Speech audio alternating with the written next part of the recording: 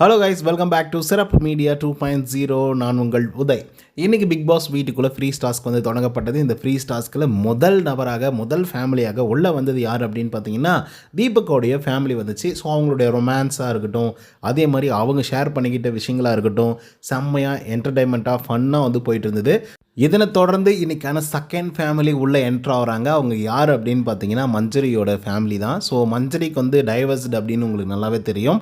அதை தாண்டி சிங்கிள் பேரண்ட்டாக இருக்காங்க அப்படின்னா குழந்தை இருக்காங்க அப்படிங்கிறதும் தெரியும்.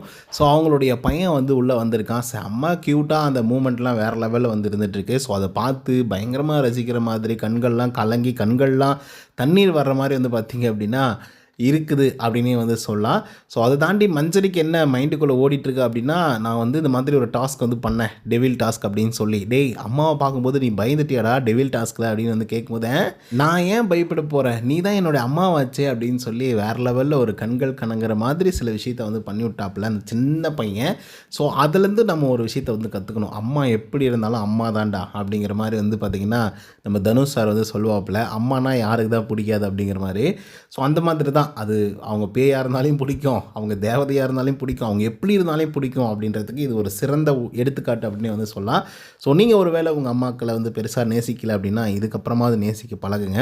அண்ட் முத்துக்குமரன் சொன்னது தான் எனக்கு வந்து மைண்டுக்குள்ளே வந்து வருது. ஏன்னா எனக்கு 26 வயசு.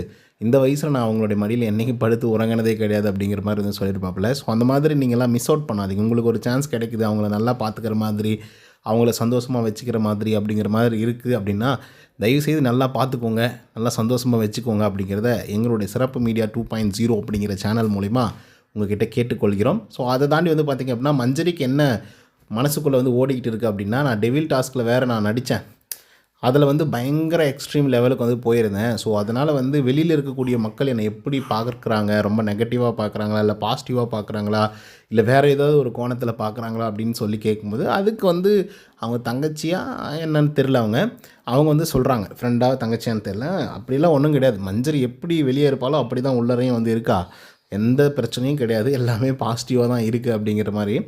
ஸோ இதெல்லாம் பார்க்கும்போது நல்லாயிருக்கு.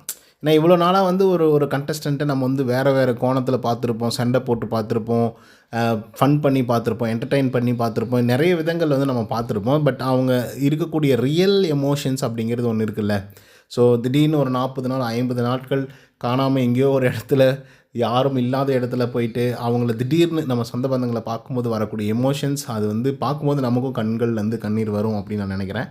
ஸோ அப்படி தான் எனக்கு வந்து இருக்குது, ஃபீல் ஆகுது.